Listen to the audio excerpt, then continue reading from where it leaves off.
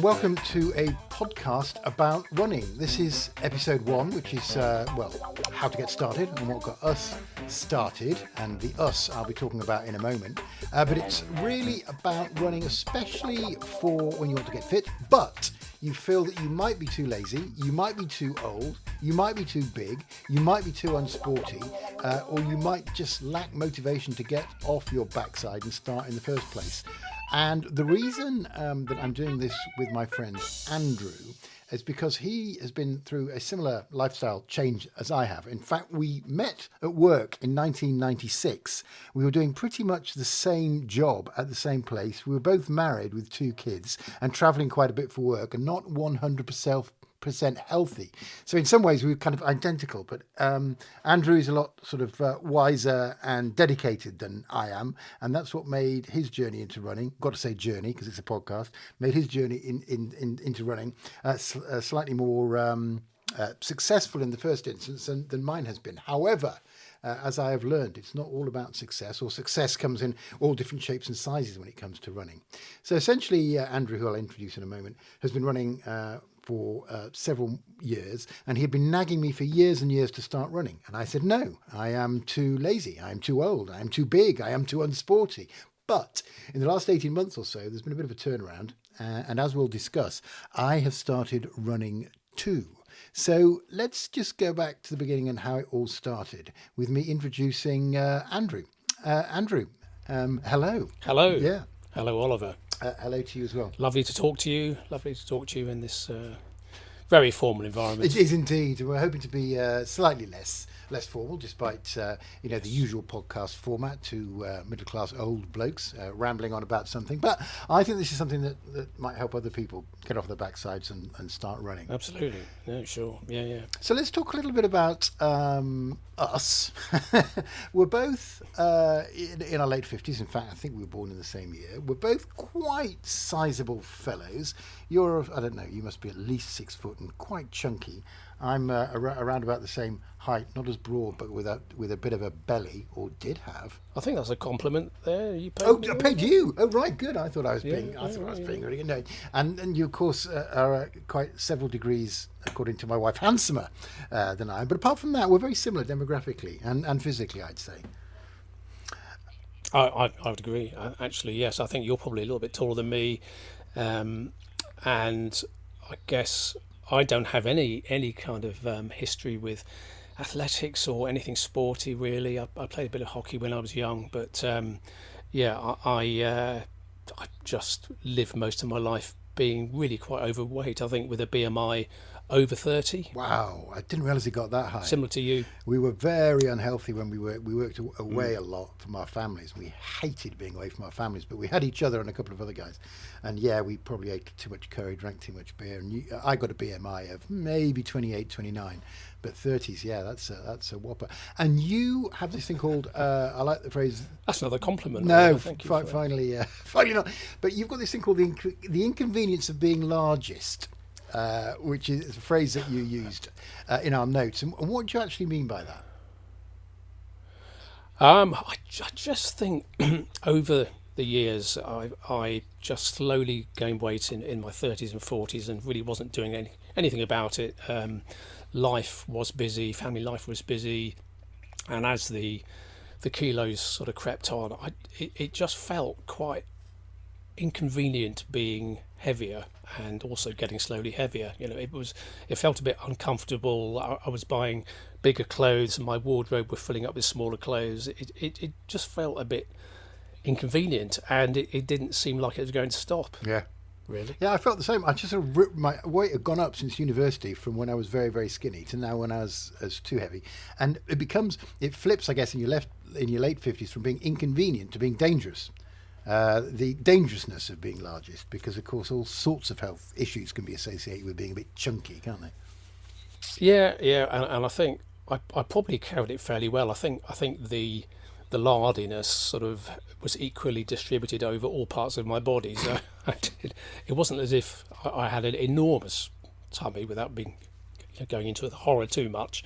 But I felt I could carry it fairly well. But as the kilos and the years ticked by, there was sort of like an increasing pressure for me to do something about it, I think. Yeah, you're different from me. I mean, you're sort of heavier built, so yeah, you did carry it well. You just looked like a big bloke, whereas I'm slightly less, and so I had this horrible beer belly, which looked really bad, to the point where I looked in the mirror and thought, that is awful. My poor wife having to see that, let alone get close to it, must be awful. So that was one of the things. You it's just vanity. Well, it's vanity. It sort of is, yeah. And I started thinking. I felt the same way.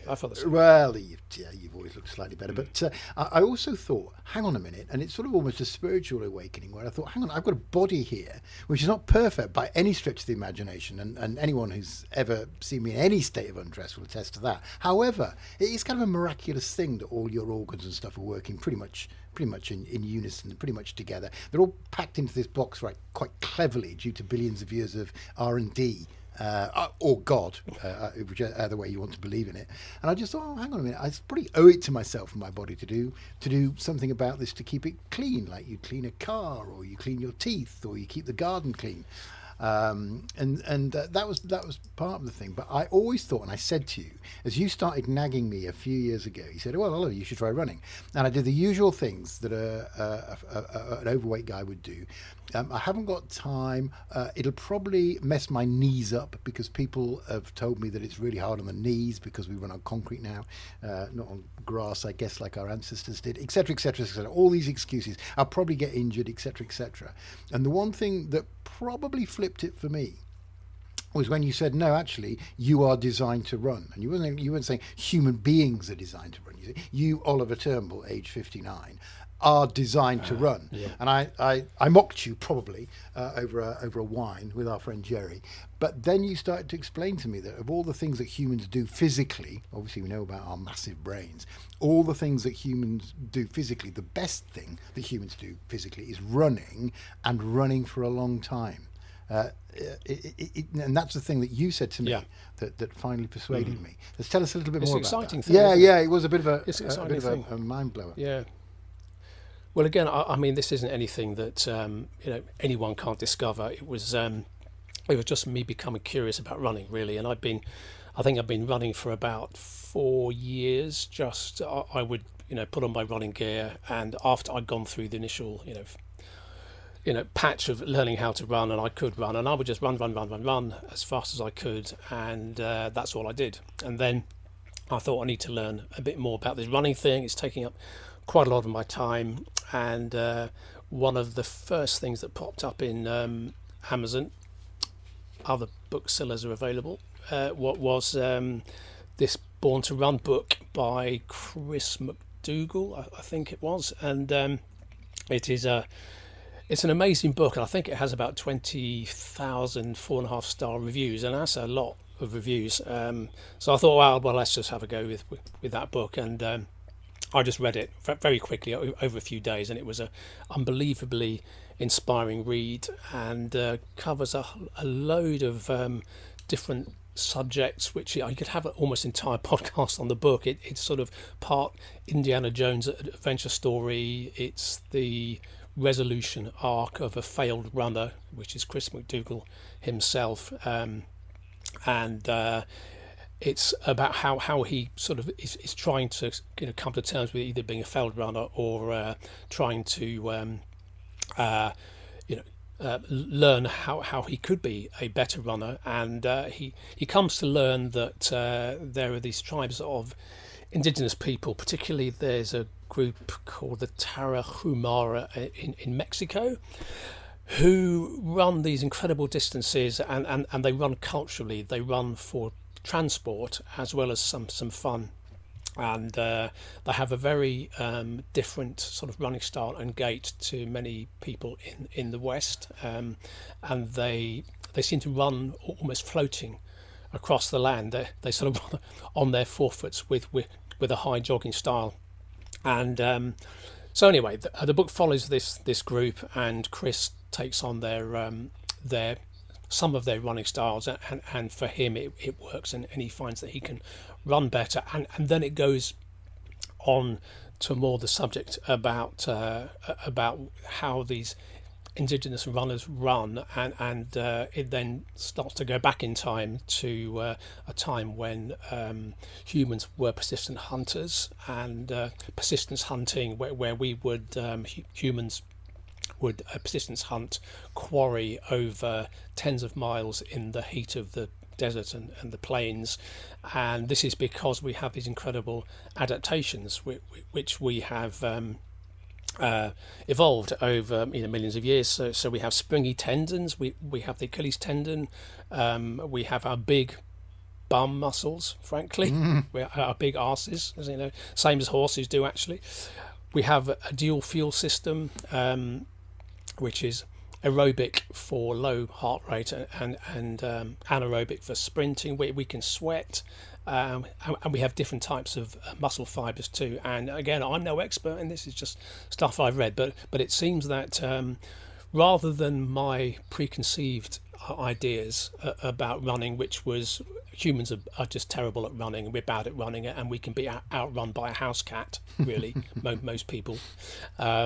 So that actually, it's not speed, obviously, it's actually endurance runners, and humans back in the day were pretty much the weapons of mass destruction of the plains, being able to hunt anything to sort of heat exhaustion. Essentially the animal just dies. That's right, it just collapses. When you first read that, and I was similar, I was like, yay humans, because we're always sort of doing ourselves down physically. We're crap at fire, bear can kill us, a lion can kill us, everything's faster than us, and we're a bit rubbish. We have to hide in trees, and we've got no fur, so we get cold as well. When I read that, I thought, it's a good. Well, stick one over on the. We're good at something. On the wildebeest or whatever, because they'll be looking at you as you start to run after them, thinking, "Oh, I'm going to beat this idiot," and then you run all day with your lovely, lovely sweat, your lovely Achilles tendon, your great big bums over the plains of Africa, and you get your quarry, as you so eloquently put it. And I was like, that really made me think. Hang on a minute, it resonated. That's right, because I've played squash. I was terrible. I played cricket, even worse. Football, very, very poor. I played badminton terribly badly. Every single sport you could throw at me, I was awful at. And running also too slow, because the teacher said go as fast as you can for 2 miles, and it was hideous. So it was badly taught at school. That's a terrible. That is a terrible blight on us all, really. How running was taught for me and many. I mean, I remember running as a punishment, really. Yes, that's right. If you've been naughty, you're going to go and run around the field. And what I learned from school was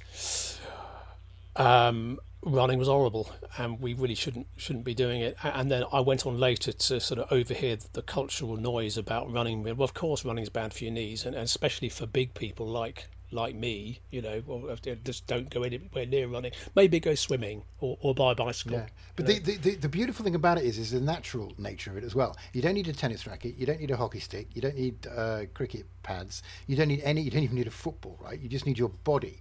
And so it's easy to get started, and it's a pure form of exercise because it's using your body. And as you've told me as well before, it's not just your legs, because you're moving, obviously, in at least 2 dimensions.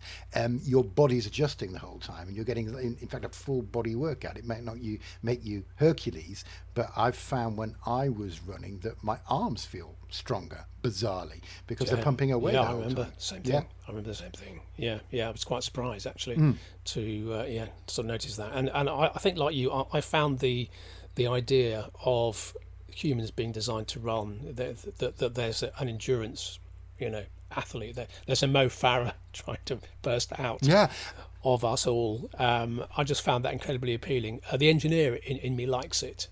I'm an engineer by education, and I just like the idea of the adaptations, and it felt wrong in a way not to be using exactly some of these. What I was saying before, it was like, hang on a minute, this is a brilliant piece of engineering. It's been proven in the savannah. I'm now going to prove it on the streets of Chatham, even though mine is perhaps not the ultimate body. It's a body that can run. And the other thing that you impressed upon me was the opposite way of teaching to what was done at school is we are persistent runners. We're long distance runners. So in order to get good at that, you start slowly, and you build up both your strength and your stamina. And it's stamina which is the human's secret weapon of making them the weapon of mass destruction on the plains of Africa. And in that regard, learning how to run again, something that we can all do naturally, becomes less painful. And that was the breakthrough, together with the fact that I've been given this equipment, which I've probably used just to keep it going, was what actually made me get out of the door on the 1st of April 2004 with the Couch to 5K in my ears, which I guess we should talk about, because you recommended that as a really good place to start. A lot of people might have heard of that, but give us your impression of how that works and how it worked for you.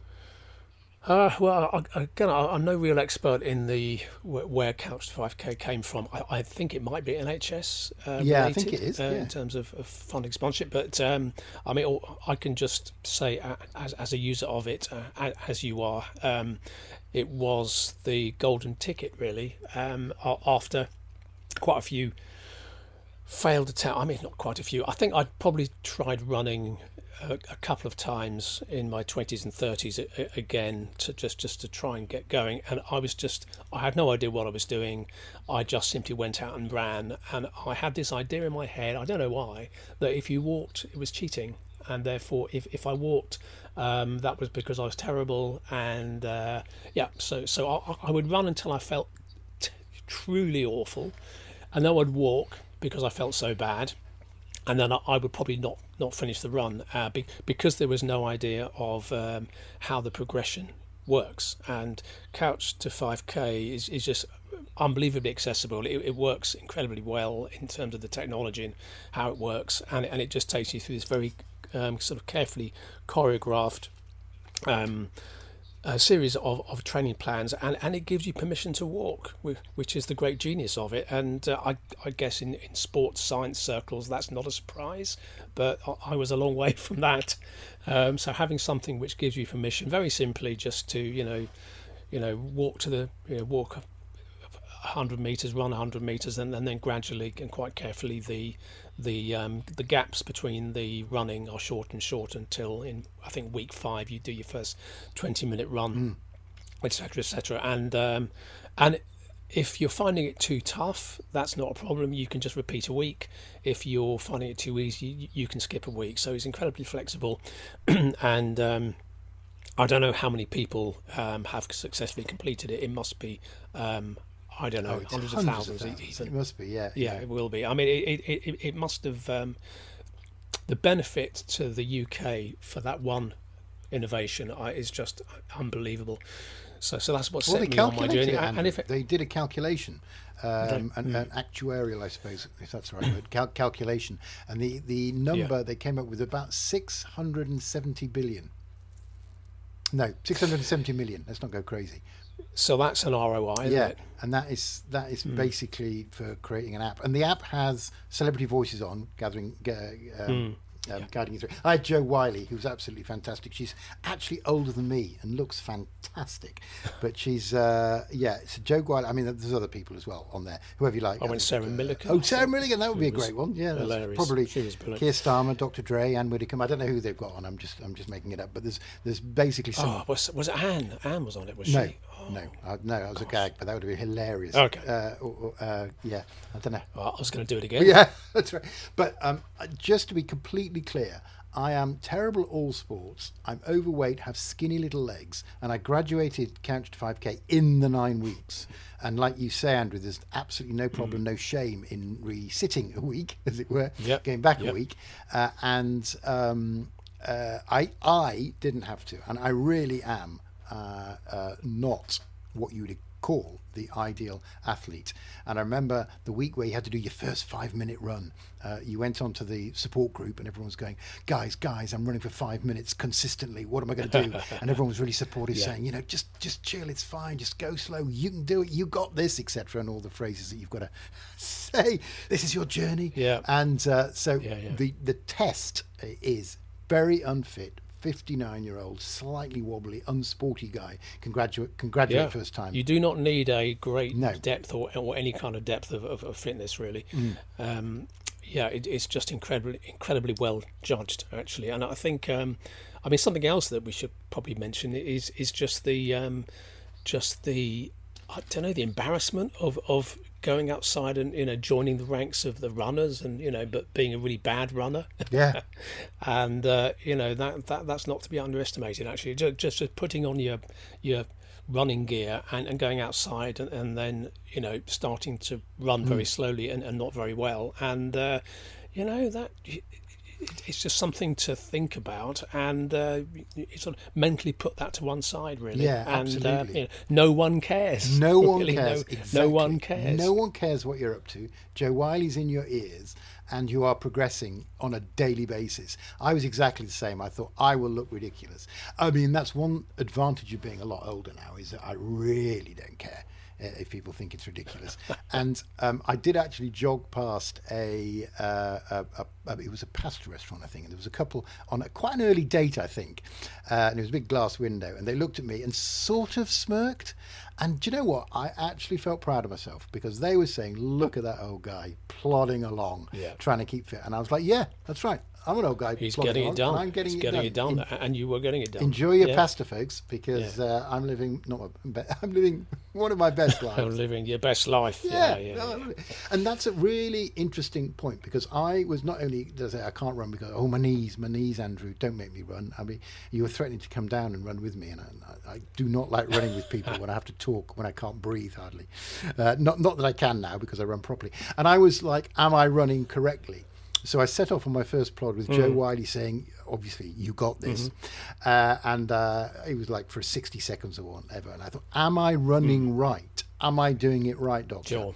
Which is... Well, that is an interesting point. I mean, probably not for this conversation, but I mean, that it's a controversial point. And some people think that you can't really run wrong, and your gait is your gait, and you just run like that. And then there's the born to run school of thought, which says that actually there is a right way to run, which is a more bouncy style of gait, using your inbuilt springs, than having a very flat style of run, which is almost like a fast walk. And if you have a very flat run, then that may encourage you to land on your heels, and if you land on your heels, that can damage your knees, so then you end up with a very expensive running shoes with lots of foam to protect your expensive knees. foam. But actually, that's all about your running style. But I mean, I think that's a bit of a distraction. I think with Couch to 5K, the most important thing is not to worry really about how you're running. I mean, probably really for the first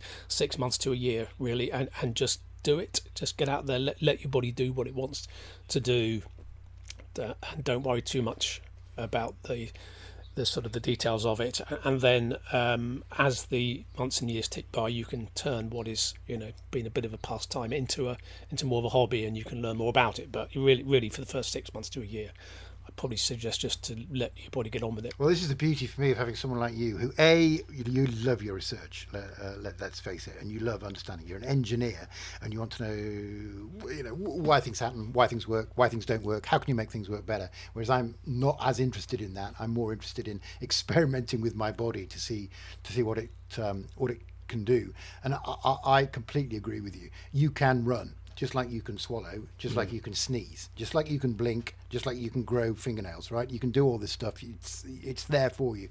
Go out and run. Don't worry about feeling ridiculous. You don't. You just look like someone running quite slowly, which is absolutely fine. And there's lots of people doing it as well. Yeah. I think it's becoming so popular. Yeah, I mean, there are lots of people doing a shuffle run. There's absolutely no shame in that these days. In fact, there's camaraderie as well. Now I am a runner, and I can say I am a runner, which sounds ridiculous, but I am, and I'm not ashamed, and far from ashamed. I'm proud of it. You run past another runner, and you both have this same sense. The first kilometre is a bit miserable, and you're all fighting your own battle. Someone zooms past you, and they're 25 or whatever, and they're doing really intense kilometres and then resting and doing their own thing, trying to get better, trying to have a race, just trying to keep healthy, just trying to enjoy it. That's the other thing, which was really weird, because I thought this is going to be a bloody chore to have to do this. How am I going to get motivated? But then I find myself running around. I run around the River Medway here in Chatham, and you just look at the boats bobbing up and down. You look at the greenery on the other side. It sort of goes into mindfulness territory without getting too philosophical. And there are times when it's hard, and there are other times when I'm plodding along and I'm just thinking about the boats, thinking about the times I've been on boats, and my mind is wandering, and I'm just chugging along like our primeval forefathers would have chugged along all together in a communal group after this bloody smug gazelle who'd given us the finger in the first hour of the day and is now looking a bit tired. And it gives you that, it's almost like an atavistic sense of looking back to our ancestry, without sounding a bit too hippie about it. But there is something that comes out primordial, is that the word? When you're running, it's like, this is natural. This is what we're supposed to be doing. It's a bit Paleolithic, isn't it? So it's That's like the paleo diet. It's sort of getting back to simplicities and getting rid of complications and detuning and unplugging and all that stuff. I definitely think it's in that sort of area. Whilst doing work, right? So it's actually doing something. So you're unplugging, like you say. You're probably detuning. You're possibly not thinking about work or problems or whatever. What you are thinking about is one foot in front of the other. The fact that those birds just flew off together in a beautiful formation, the wispy clouds in the sky, whatever it is, it sort of makes you in a Zen kind of way think about those things. The one thing that I did struggle with, and again it goes back to school, and go on Turnbull, run as fast as you can around the woods, run as far as I went to school with an Olympian runner called Richard Nuroka, and he was unbelievably good at running. Funnily enough, that's how he made the Olympics. He was a missile. He was just great and smooth as silk. Richard Nuroka, I remember. And he'd go on, try and catch Nuroka up, which was impossible, and that's what it was, and it was miserable. So one thing I did struggle with to begin with, and again it all comes back to don't run so fast then, is sort of being out of breath, that breathless feeling which is not pleasant when you're doing aerobic exercise. In other words, presumably, and you'll explain it better, you have to take in more oxygen than you would normally think is necessary. And that is something I struggle with, because it's not a particularly pleasant feeling, and it's kind of inevitable if you're doing aerobic exercise. Some people call it the underwater feeling, and it's again, I'm no expert, but just recalling what I've read, it can be to do with the transition between aerobic fueling system and anaerobic fueling system. So we humans, I mean, in simple terms, we have the aerobic fueling system, which is using fat and carbohydrates burnt in oxygen, which hence aerobic oxygen, to create energy.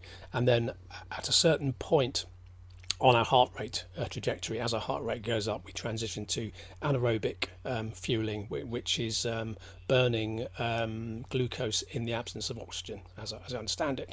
But what that seems to do on the transition, as you start to transition between aerobic and anaerobic, is your body starts to send you messages that it is running out of oxygen, which is why you transition to anaerobic, because you haven't got enough oxygen. So yes, and that is an uncomfortable thing. I guess the bad news is that never goes away. but the good news is that that your heart rate at which that transition happens can go up. So if you, I don't know how familiar people are with sort of what your heart rates generally are. If you're sitting around the house, you might have a heart rate of 65. If you're a trained athlete sitting around the house, your heart rate might be 45. If you're starting your run, doing a slow run, your heart rate might be 120 beats per minute. And it also depends on your age. But at some point, there'll be a transition as you run from aerobic to anaerobic, and I mean, for me, let's say that's going to be somewhere around 165 beats per minute, given my age and fitness. And when I started running, that transition was much earlier, so I get that sort of slightly underwater suffering feeling, maybe when my heart rate is 140, something like that. So as you become fitter and fitter, and your efficiency goes up, the rate at which your heart rate transitions into anaerobic goes up. So you can essentially do the same speed, but you can feel much more comfortable. Actually, because you have to run harder, because you're getting fitter and fitter, you have to run harder to actually push your body into anaerobic fueling. And the corollary of that, of course, is that if you are suffering because you you've gone too far. If you slow down, it gets easier, and you get into a point where you are breathing very hard, but you're not suffering. Well, I mean, you're suffering slightly because you're doing a lot of work, but you're not suffering uncomfortably.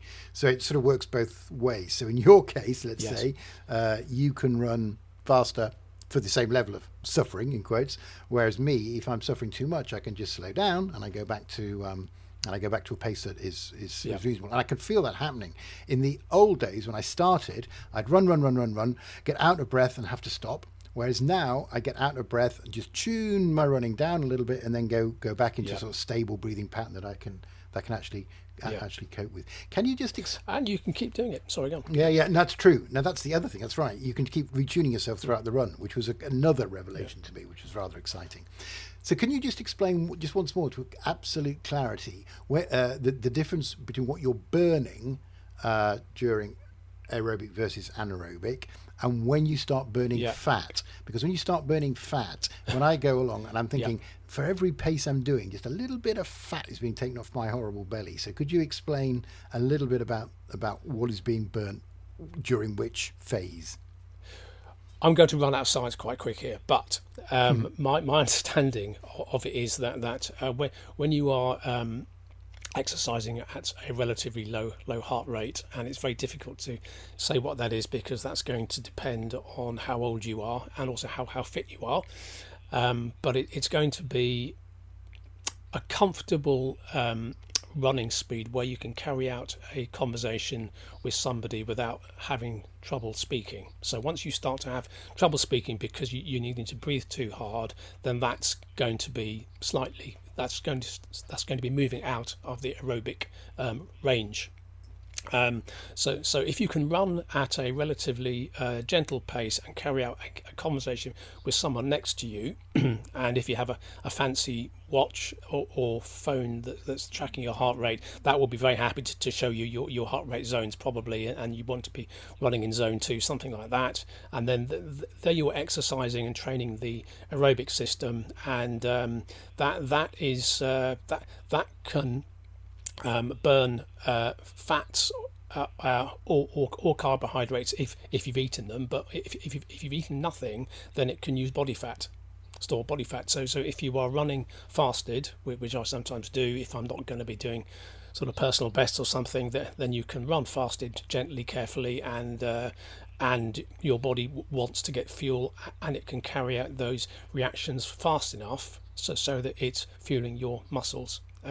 If you run harder and harder and harder and tip into anaerobic, then you start burning glucose or glycogen, and again I'm just going to start slightly vague on the terms, but I think that process is called glycolysis, which is the process of burning sugar to produce energy.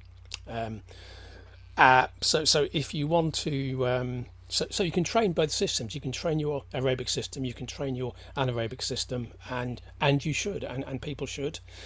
I think if this is mostly a sort of couch to 5K and starting running type of conversation, then I wouldn't worry about any of this. No, indeed. Really, for the first 6 to 12 months, until your body has got over its adaptations of running. The first few weeks, your ankles will be hurting, your calves will be hurting, everything's hurting. Not awful, but there's going to be some adaptations, and your body undergoes those pretty quickly, and then that's good. And then as the weeks tick by, the speed at which you can run for a given heart rate starts to go up. And then once you can run along at a reasonable pace with a comfortable heart rate, where you can have a conversation with somebody without having to, pause for breath or get out of breath, that's zone 2. And I'm thinking that's going to come at somewhere between 6 months and 12 months after you start running, depending on lots of things like how old you are and how fit you were and how heavy you are. Yep. So Yep. And it does that mean, by the way, when you're running in your zone 2, your zone 3, is that the time when you're burning fat? Yes. Well, that's awesome, right? So that is the easiest running running phase when you're at 2 or 3. Yeah. So what I think you're saying is even when you're flopping along, going really, really slowly, but you're obviously you're breathing harder than you would normally, but all that energy is going to come out of your fat store, which in my case is that horrible gut on the front. So that's a good thing to bear in mind. Well, if you haven't had a couple of marathon bars, yeah. So if you feed yourself before you run, particularly with carbs, with sugary carbs, then your body will say thanks very much. I'll be using all of that fuel. We won't be going near the fat stores. So fat is converted by the body into energy and is a more complicated chemical process, and so the body will always prefer to use ingested simple carbohydrates first. That you've just and then it understands exactly the cost of processing whatever you've ingested, and last on the list is well, actually second from last on the list is body fat. Again, beyond that it will be muscle itself.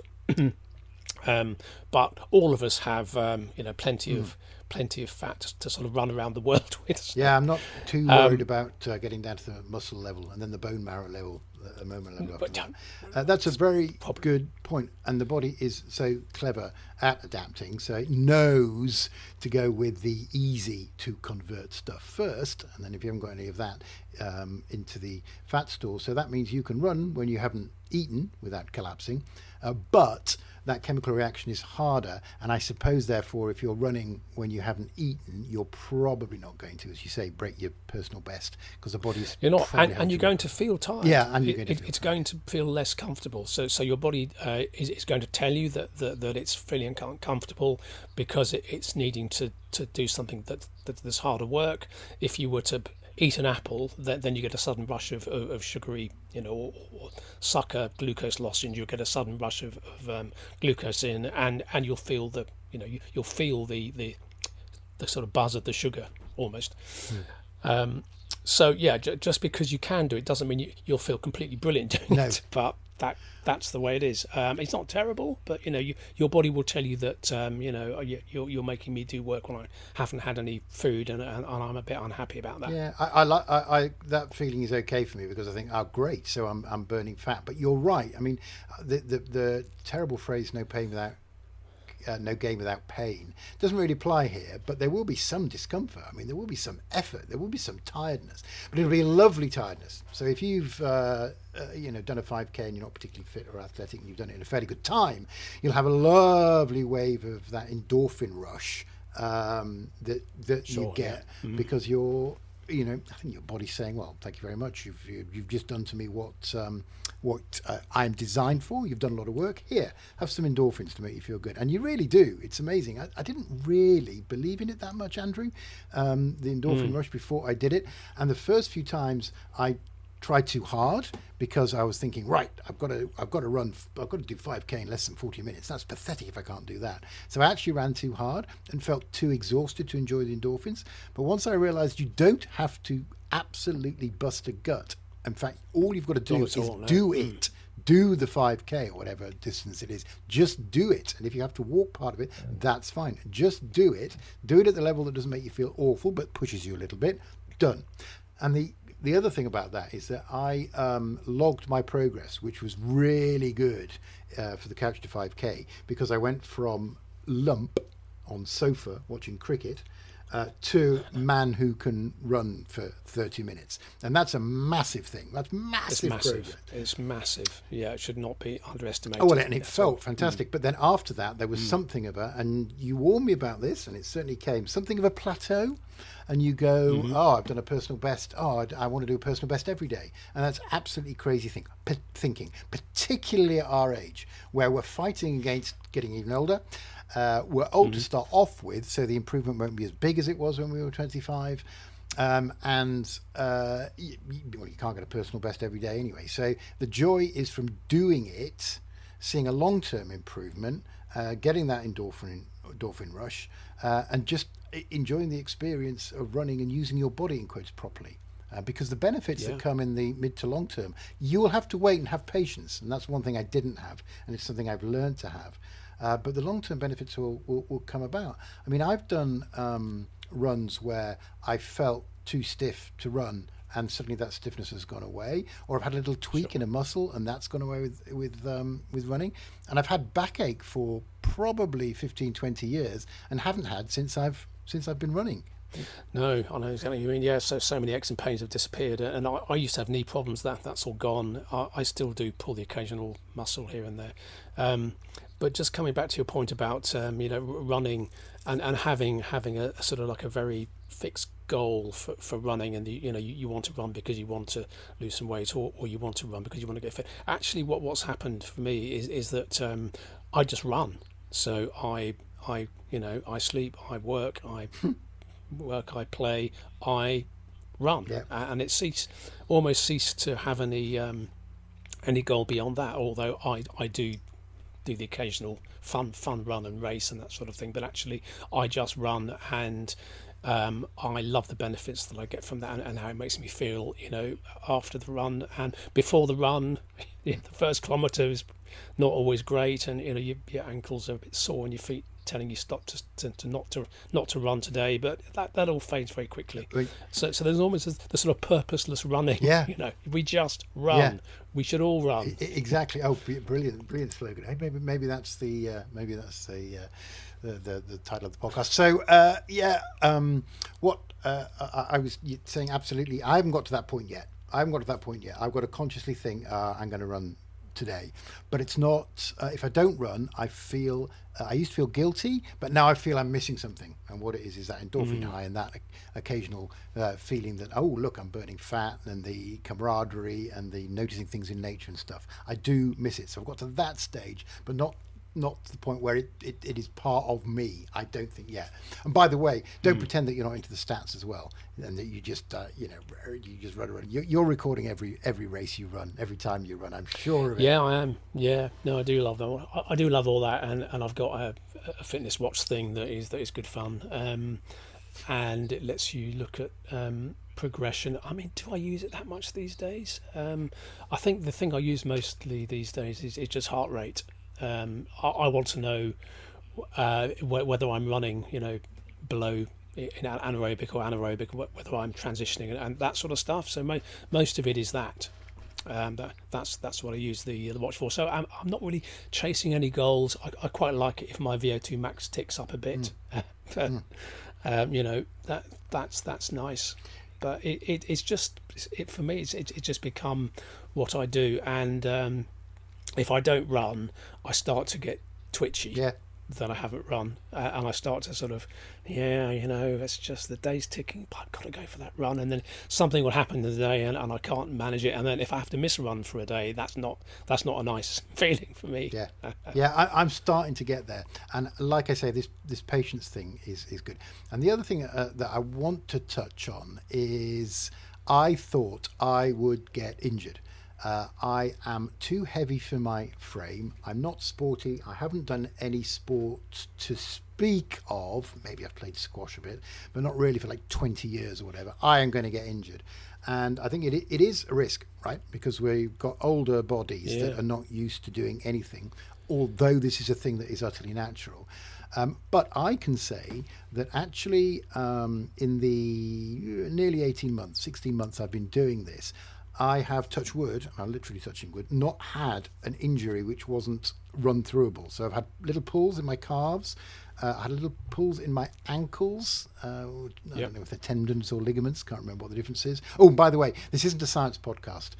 So all we're telling you is stuff we've gleaned, and Andrew's done most of it from YouTube and books, etc. So if you want the science, go elsewhere for the science. There's plenty of places, I'm sure. But by walking before I start running and following Joe Wiley to begin with on the Couch to 5K, but I always walk for about 5 minutes, and I always walk for about 5 minutes after, and I try to do stretches, but I find them tedious, and I know I should. I have actually managed to avoid injury, and by injury I mean something that will stop me running, for the entire 16 months. Now, obviously, something will afflict me at some point, but it just shows in a data point of one, in a data set of one data point, that it is possible for an unfit, overweight guy in their late 50s to run for 12 months, 16 months, up to the point where they're running 5K 3 times a week without injury. So be aware. I mean, particularly knees. Knees. Particularly knees. Well, I'm thinking. I mean, knees are famously the ones that everyone says, "Oh, I can't run because my knees are shot."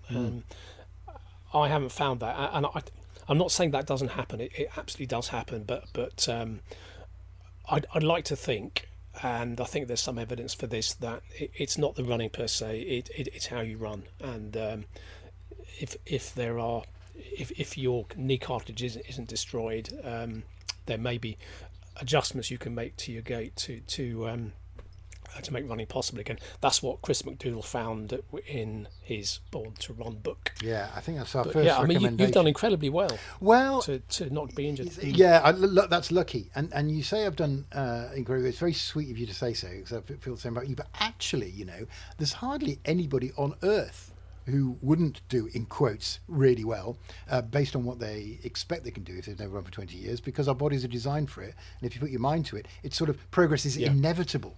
If you get your trainers, a decent set of trainers, and Absolutely. we'll talk about kit on another podcast, and you get out there, progress is almost, I would say, inevitable. And that's the joy of it. I'm absolutely nothing special, quite the opposite.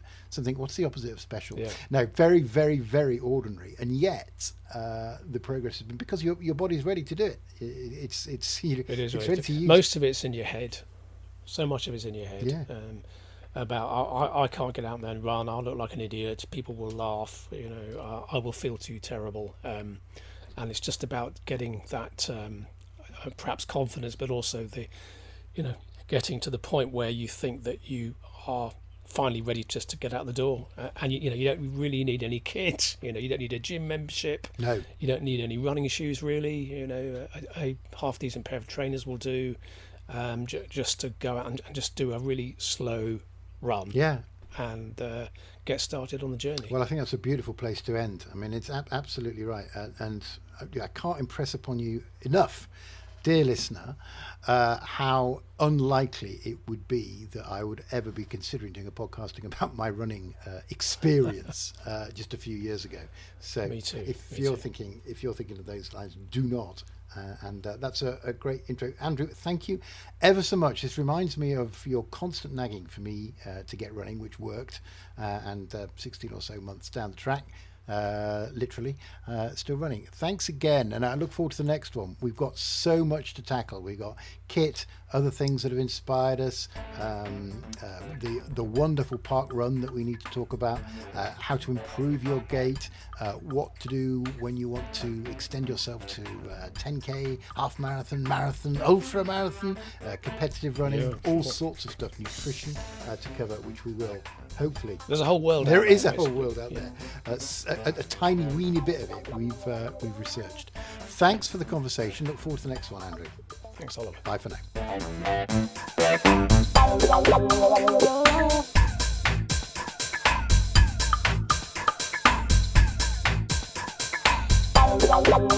now.